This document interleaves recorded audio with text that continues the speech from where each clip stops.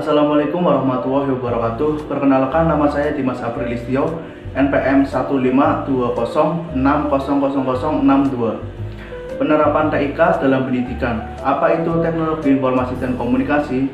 Sejarah muncul pada abad ke-20 dan berkembang secara pesat daripada teknologi yang lain. TIK mencakup dua aspek, yaitu teknologi informasi, segala hal yang berkaitan dengan proses penggunaan alat bantu, manipulasi, dan pengolahan informasi. TIK singkatan dari Teknologi Informasi dan Komunikasi adalah teknologi yang berhubungan dengan pengambilan, pengumpulan, pengolahan, penyimpangan, penyebaran, dan penyajian informasi. Teknologi komunikasi, segala sesuatu yang berkaitan dengan penggunaan alat bantu untuk memproses dan mentransfer data dari perangkat satu dengan perangkat yang lain. Oleh sebab itu, maka TIK adalah dua buah konsep yang tidak dapat dipisahkan. Jadi, titik dalam arti luas adalah segala kegiatan yang berkaitan dengan pemrosesan, manipulasi, dan pemindahan informasi antar media. Assalamualaikum warahmatullahi wabarakatuh. Perkenalkan, nama saya Berliana Dwi Priyanti. Di sini saya akan menjelaskan perkembangan TIK dalam pendidikan. Perkembangan TIK dalam pendidikan. TIK dalam pendidikan teknologi secara umum berhubungan dengan pengelolaan, pengujian, penyimpangan, dan penyajian informasi. Peranan TIK dalam pendidikan itu ada 6. Yang pertama, sebagai skill dan kompetensi, yang kedua sebagai infrastruktur pembelajaran, yang ketiga sebagai sumber bahan belajar, yang keempat sebagai alat bantu dan fasilitas pembelajaran, kelima sebagai pendukung manajemen pembelajaran, dan yang keenam sebagai sistem pendukung keputusan. Adapun dampak TIK. Kemajuan teknologi yang semakin hari semakin cepat ini tentunya membuat banyak perubahan terhadap sebuah negara, tidak terkecuali di Indonesia. Dari pesatnya perkembangan teknologi informasi ini membawa banyak pengaruh positif. Yang dimaksud dari pengaruh positif ini halnya seperti pertukaran sebuah informasi yang menjadi lebih mudah dan cepat, memudahkan pekerjaan yang dapat dilakukan oleh satu orang menjadi lebih efektif dan efisien. Sistem pembelajaran dapat dilakukan secara online tanpa harus melakukan tatap muka. Adapun dampak negatif, yang pertama ada masuknya budaya luar yang tidak mudah untuk diterima oleh anak Indonesia, penggunaan gadget yang berlebihan dan akhirnya dapat merusak perkembangan otak pada anak, kurangnya orang-orang bersosialisasi karena fokusnya selalu pada teknologi. Dari beberapa hal yang sudah dibahas di atas, disimpulkan bahwa perkembangan teknologi memang menimbulkan hal yang positif dan negatif. Untuk dapat menekan hal negatif yang dapat mempengaruhi diri kita sendiri, adalah kita harus mengelola kemajuan teknologi informasi ini dengan baik. Sekian penjelasan dari saya. Bila ada salah tutur kata, mohon maaf. Perkenalkan, nama saya Muhammad Ilham Yugo Pranoto dengan nomor NPM 15206000057. Kesimpulan dari dampak TIK adalah sangat membantu dalam bidang apapun, entah itu di bidang pendidikan, namun karena kemudahan penggunaan TIK yang menyebabkan besar dampak negatif yang didapatkan oleh manusia. Sebenarnya dampak negatif ini bisa dikurangi atau bisa diminimalisirkan dengan menyadarkan atau menjelaskan edukasi apa itu TIK dan bagaimana cara penggunaan TIK. Dampak TIK dalam pendidikan. Adapun dampak negatif dan positif dalam bidang pendidikan. Beberapa dampak positif dari teknologi informasi dan komunikasi dalam bidang pendidikan antara lain. 1. Informasi yang dibutuhkan akan semakin cepat dan mudah diakses untuk kepentingan pendidikan. Kedua, inovasi dalam pembelajaran semakin berkembang dengan adanya inovasi e-learning yang semakin memudahkan proses pendidikan. Ketiga, kemajuan TIK juga akan kemungkinan berkembangnya kelas virtual atau kelas yang berbasis telekonferensi yang tidak mengharuskan sang pendidik dan peserta didik berada dalam satu ruangan. 4. Sistem administrasi pada lembaga pendidikan akan semakin mudah dan lancar karena penerapan sistem TIK. Yang kelima, munculnya media massa, khususnya media elektronik, sebagai sumber ilmu dan pusat pendidikan. Keenam, munculnya metode-metode pembelajaran yang baru yang memudahkan siswa dan guru dalam proses pembelajaran. Dengan kemajuan teknologi, terciptalah metode-metode baru yang membuat siswa mampu memahami materi-materi yang abstrak. Karena materi tersebut dengan bantuan teknologi bisa dibuat abstrak. Ketujuh, sistem pembelajaran tidak harus melalui tatap muka. Dengan kemajuan teknologi, proses pembelajaran tidak harus mempertemukan siswa dengan guru, tapi bisa juga menggunakan jasa pos, internet, dan lain-lain. Ke-8, mengurangi ketertinggalan dalam pemanfaatan TIK dalam pendidikan dibandingkan dengan negara berkembang dan negara yang maju yang lainnya. Kesembilan, peningkatan kualitas sumber daya manusia melalui pengembangan dan pendayagunaan teknologi, informasi, dan komunikasi. Ke-10, TIK sebagai sistem penduduk. Sistem penduduk TIK. Ke-10, TIK sebagai sistem pendukung. Keputusan dalam dunia pendidikan, guru meningkatkan kompetisinya pada berbagai bidang ilmu dan profil institusi pendidikan diketahui oleh pemerintah. Ke-11, berbagai hasil penelitian yang dimuat dalam internet akan mudah dimanfaatkan orang lain di segala penjuru dunia dengan cepat. Yang ke-12, konsultasi dengan pakar. Konsultasi dengan pakar ahli di bidangnya dapat dilakukan dengan mudah, walaupun ahli tersebut berada di tempat yang sangat jauh. Yang ke-13, perpustakaan online. Perpustakaan online adalah perpustakaan dalam bentuk digital. Yang ke-14, diskusi online. Diskusi online adalah diskusi yang dilakukan melalui internet. Yang ke-15, kelas online. Aplikasi kelas online dapat digunakan untuk lembaga-lembaga pendidikan jarak jauh seperti universitas dan sekolah-sekolah terbuka. Ke-16, computer aided instruction telah terlihat sedikit meningkatkan kinerja siswa pada pilihan ganda, pengujian standar di beberapa daerah. Computer aided atau asisten instruksi CAI yang umumnya mengacu kepada siswa belajar mandiri atau tutorial pada PC telah terbukti sedikit meningkatkan nilai tes siswa dalam membaca dan keterampilan matematika ataupun pelajaran yang lainnya.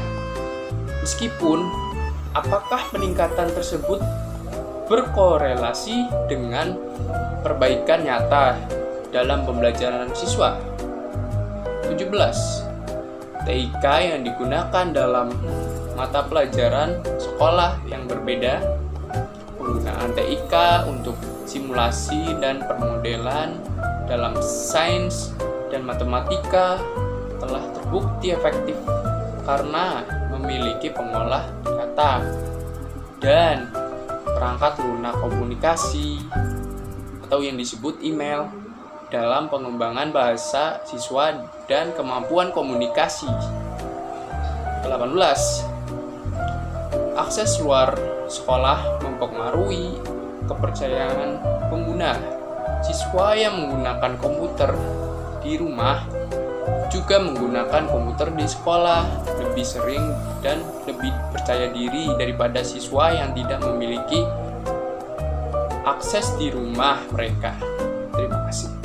Ya, assalamualaikum warahmatullahi wabarakatuh. Perkenalkan, nama saya Muhammad Fajriyatullah dari semester 2B Prodi Pendidikan Bahasa dan Sastra Indonesia, Fakultas Keguruan dan Ilmu Pendidikan, Universitas Pancasakti Tegal. Saya akan menjelaskan sedikit materi. Ada biaya besar yang terlibat di antara siswa miskin dan pendidikan yang dapat berakhir menjadi kerugian. Hal ini seiring disebut sebagai faktor dalam kesenjangan digital.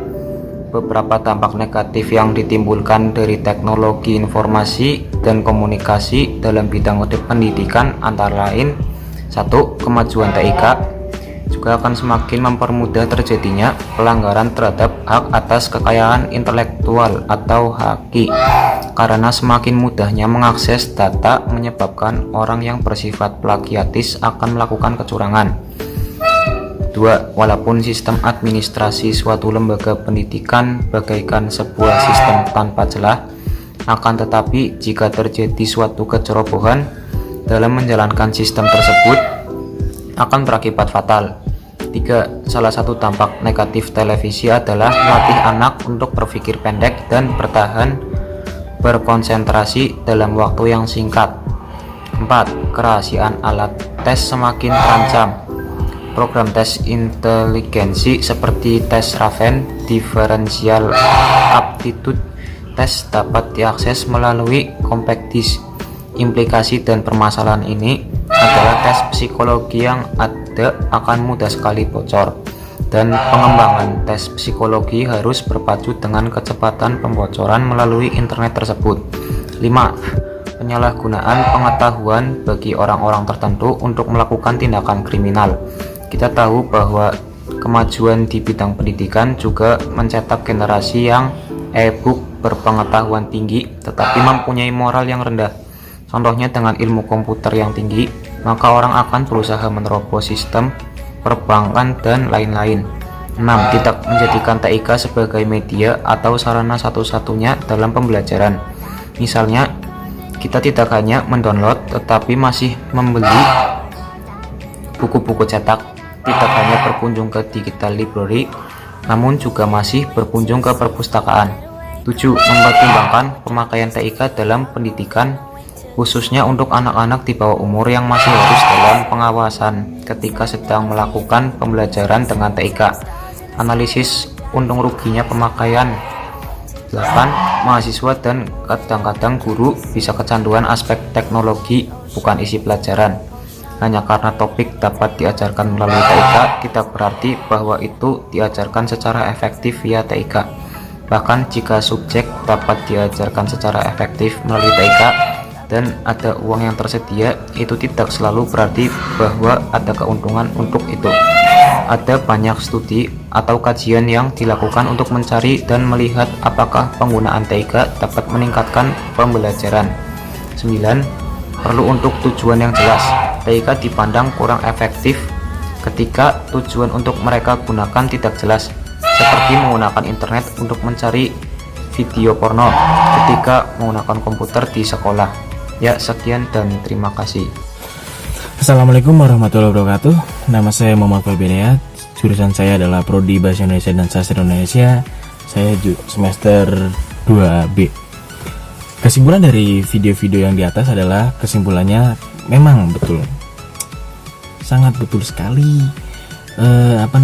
Perkembangan teknologi informasi sangat pesat. Namun dibalik pesatnya perkembangan teknologi informasi, tentunya ada dampak negatif dan dampak positif. Nah, pentingnya belajar tentang TIK itu adalah untuk meminimalisir dampak negatif. Karena TIK ini sangat mudah digunakan dan sangat luas jangkauannya, sehingga menyebabkan kemudahan dampak-dampak negatif masuk di dalam TIK ini. Seharusnya menurut saya di sekolah dasar itu penting sekali belajar TIK, penting sekali, sangat penting sekali, karena agar manusia ataupun agar siswa-siswa ataupun anak-anak muda bisa lebih yang namanya bijak dalam penggunaan TIK.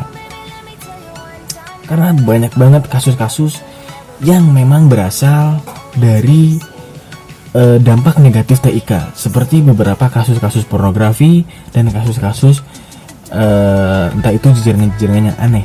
Karena saking luasnya TIK itu menyebabkan beberapa anak salah menggunakan.